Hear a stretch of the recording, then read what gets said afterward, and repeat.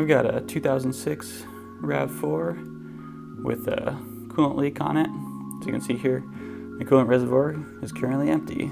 It seems to be a water pipe leak on a T that's in the coolant line in between the heater core and the engine block there. Always make sure before you work on your car you're undoing one of the battery connections, and whenever you're working on the cooling system, you're going to want to make sure you drain all the coolant before cracking the lines open. In this case, the leak already drained most of it for me, so I got a tiny bit there. Coming off of the heater core, you can see right here, and going into the engine block there, there's a T. Let's see if I can focus in on it. Here's the part that was in there. This T, which you can see is heavily damaged, was in here. You can see the 3 different sides there where it connected there, there, and there. It was leaking very bad. I don't think you can tell, but pretty far down there, there's you can see the leak.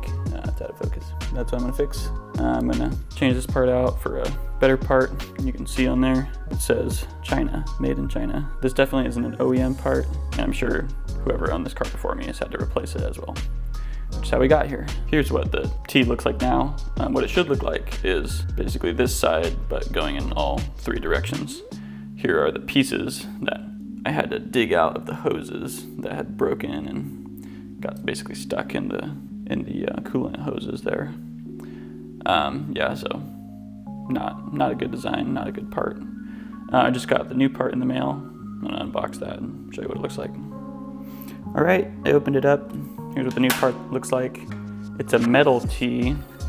Let me see right here what the part was called. It's a universal heater hose T. I forgot to mention earlier, another word for the T is called a water pipe. I think it's the official terminology. Anyways, I'm hoping this version is gonna withstand the test of time. I'm sure it will. Let's try it out. I put one side of the T on before you get it in there. It just makes it a little bit easier. Okay, at this point in the process, I've got the T partially installed here, the water pipe.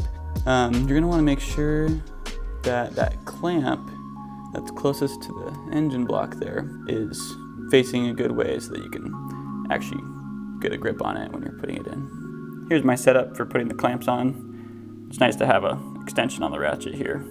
It makes it easy to reach it. All right, so we got the water pipe in there.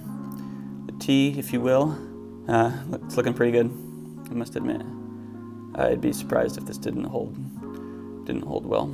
After double checking, all the coolant connections are closed, all the hoses and the drain valve, filling it up. These funnels meant for filling up coolant are nice to have if you can afford them. I just took the car for a drive, went and got some gas down the road. No leaks coming out of this, so looks like that part is fixed. I checked with it under my hand and it was clean. It seems I have a bigger issue. If you look over here, the car's not on right now, but when I have the car on, my radiator fans aren't blowing down in there. Can't focus on it. So I'm thinking that's the bigger issue here. I'll have to do that next.